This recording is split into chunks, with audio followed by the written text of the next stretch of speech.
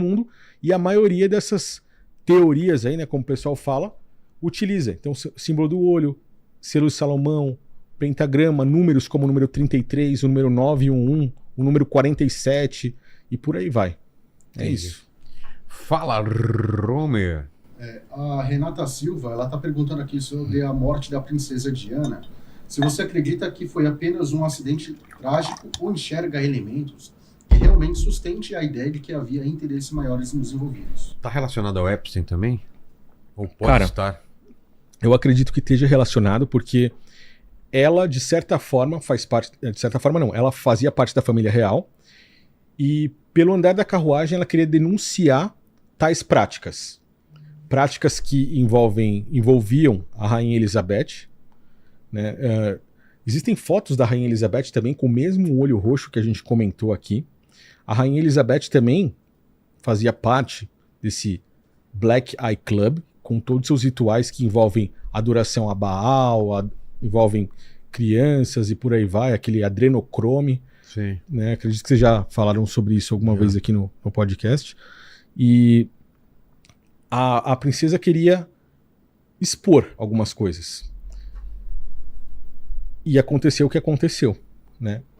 É muito engraçado quando a gente... Engraçado não, né, velho? Mas assim, é muito interessante quando a gente olha pra algo que parece bobo. Existe um jogo de cartas que se chama Illuminati Nova Ordem Mundial. Conheço. Um jogo que foi criado por Steve Jackson no ano de 1992. Sim, Steve Jackson Games. Isso. Trabalhei pra eles. Sério? Fiz ilustrações pra eles. Mas pro GURPS. jogo? Não para isso, para outros jogos. GURPS, eu lembro. Era um jogo de cartas também, né? GURPS era RPG, não era de cartas. Era um RPG, é verdade. De dado, de tabuleiro, né? Mas esse Illuminati eu não lembro não qual jogo que Cara, o Illuminati... eu confundi o GURPS com aquele Magic the Gathering. Esse eu fiz também. Isso, o Magic era carta. Era carta, eu fiz 2 cartas para eles. O Illuminati, a Nova Ordem Mundial, ele é quase que como o Magic. Só que ele trazia imagens que começaram a virar programação, começaram a aparecer como programação preditiva. Por quê? A gente está falando do ano de 1992, quando ele criou o jogo. A gente tem uma imagem lá, uma das cartas, que é o Terrorist Nuke. Sim. Que mostra ali, ó. É aquela do canto esquerdo embaixo. Ó, a gente tem lá, né? O arma terrorista, em português. O que você enxerga nessa imagem? As 2 torres e um avião batendo. Você vê? A gente tem... Isso é mais antigo que o... Mas isso foi de 1992, entendeu? Que absurdo. Você vê? Lá em cima a gente tem a quarentena. É. Cara, a quarentena a gente tem as máscaras, a gente tem luva, a gente tem o álcool ali atrás. Nossa. Cara, isso foi de 1992. Você entende? Então, eles mostram símbolos, por exemplo, na da esquerda lá de cima, se eu não me engano é a Torre Eiffel. Aonde, vista de baixo, forma o símbolo da pirâmide. Lá do lado direito embaixo, a gente tem a grande pirâmide também. Então, cara, são inúmeras cartas que se tornaram programação preditiva. Uma das cartas é da princesa, aonde mostra os paparazzi e ela. E ela faleceu no momento em que fugia dos paparazzi, entendeu? Agora, como que você tem algo falando a respeito dos paparazzi, da princesa, que foi criado antes do acontecimento dela e acontece exatamente daquela forma depois? A gente está falando de uma agenda. Aquilo precisava acontecer. Então, de certa forma, existe a pergunta: será que realmente aconteceu aquilo ali, mataram ela, foi um acidente e ela perdeu a vida ali, porque a gente vê que é algo que já estava ali para acontecer?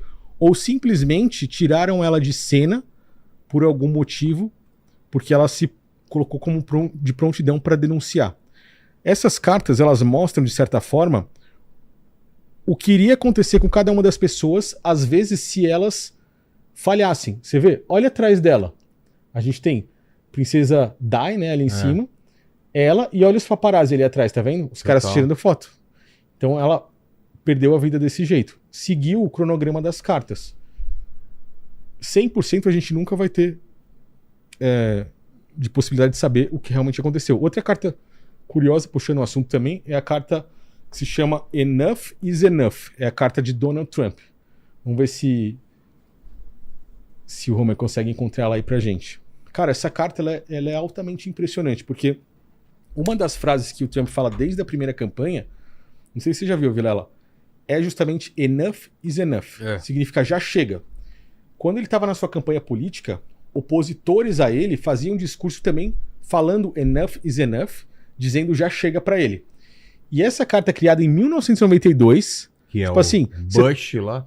O Bush não, é o Trump. Você consegue ver o rosto do Trump? Existe uma foto do Trump gritando que se encaixa perfeitamente nessa imagem. Agora eu quero que você observe que essa imagem, em cima dela, a gente não está conseguindo ler aqui, mas lá em cima está escrito enough is enough. Tem aí? Se tiver em inglês. Aí. Vê se você consegue afastar ou descer um pouquinho. Isso. Agora desce. Tá quase. A gente vai ajustar aqui. Tá bom. Mas tá escrito...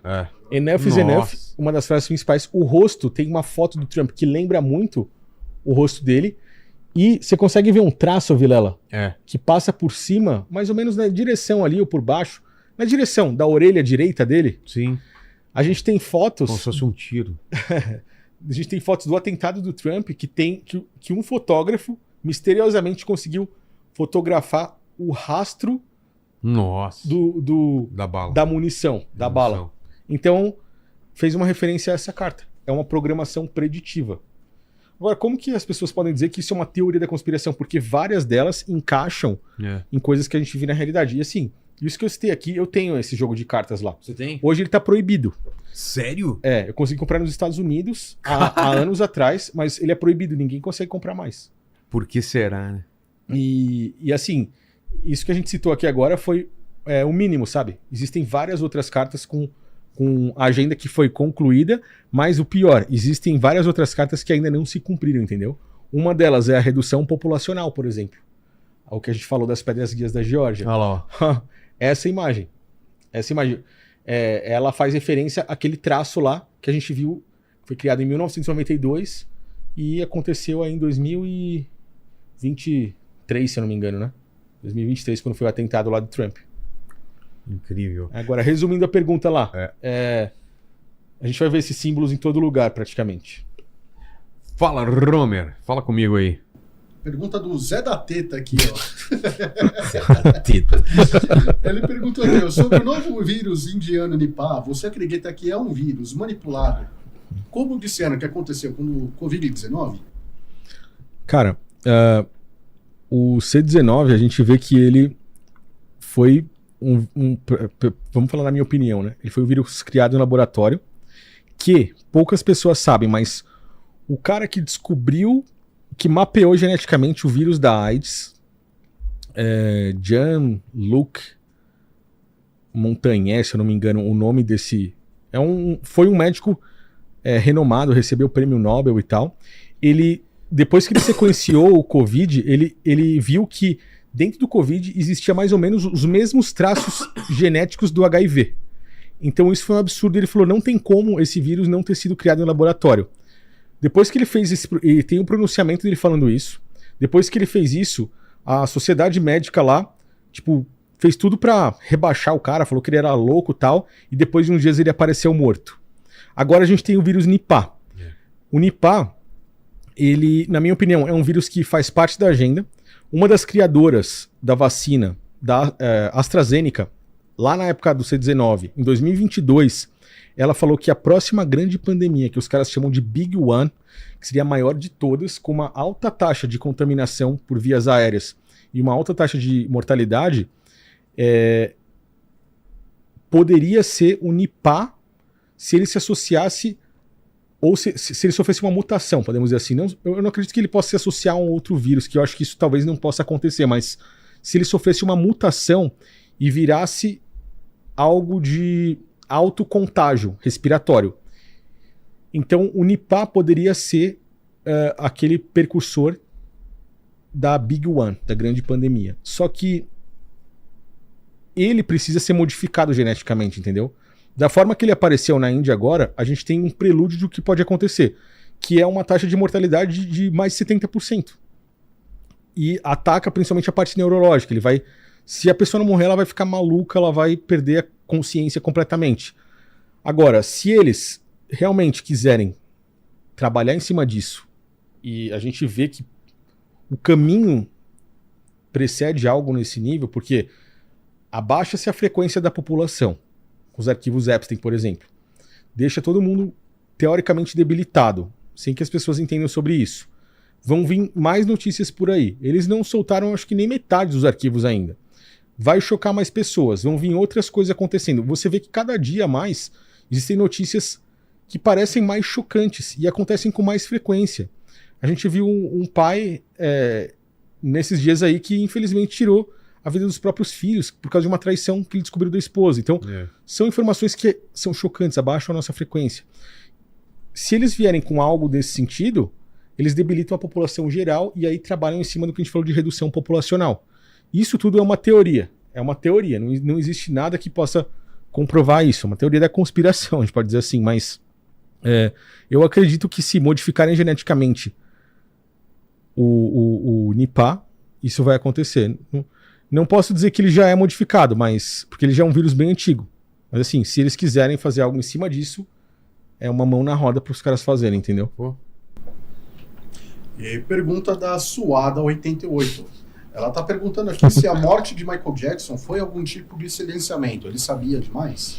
Cara, Michael Jackson é um cara assim, que falaram que ele foi abusado quando ele era menor, né? Depois ele tentou proteger crianças de serem abusadas também. E um exemplo é o próprio Macaulay Culkin, que dizem que ele impediu o cara de ser levado para a ilha Epstein e levou ele para aquela Neverland, se eu não me engano, né? A ilha aqui, a terra lá que Michael Jackson tinha, né? Então, é uma grande questão. Será que ele queria proteger realmente ou ele também fazia parte disso?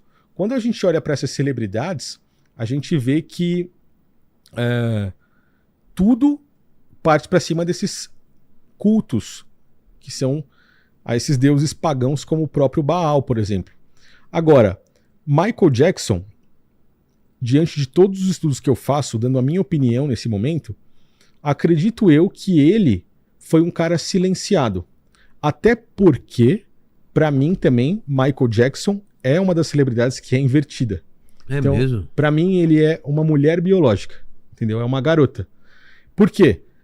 Se a gente comparar ele com a irmã dele, você vê que a irmã dele é extremamente musculosa, muito mais forte do que ele. É um garoto biológico. A Janet LaToya, qual? Putz, cara, me fugiu o nome dela. Uma das irmãs, tá? É aquela que é mais famosa, talvez, e mais... ela é mais ela ficou famosa porque... Acho que é Janet Jackson, né? Eu acho que é ela mesmo. Tá. E ela virou uma celebridade. Então, cara, pra chegar lá, pra virar celebridade, você precisa estar fechado com os caras. Ninguém chega preço, no topo... Né? Se você não passar por isso, você não consegue. Se você não assinar com os caras, você não consegue. E muitas dessas celebridades, os pais já assinaram antes mesmo delas nascerem. Então, o pai do Michael Jackson, que foi o cara que fez os abusos com ele, provavelmente ele fez os abusos com uma garota biológica, que era ele. E a irmã é um garoto biológico que se tornou ela. Mas para você estar dentro do sistema, você tem que seguir essas regras. E ali a gente está falando da agenda trans, de androginia. Então, para mim, ele sendo uma mulher biológica, ele não foi um abusador. Ele iria expor tudo aquilo, que foi algo que ele viveu no passado. E aí ele foi silenciado. Entendi.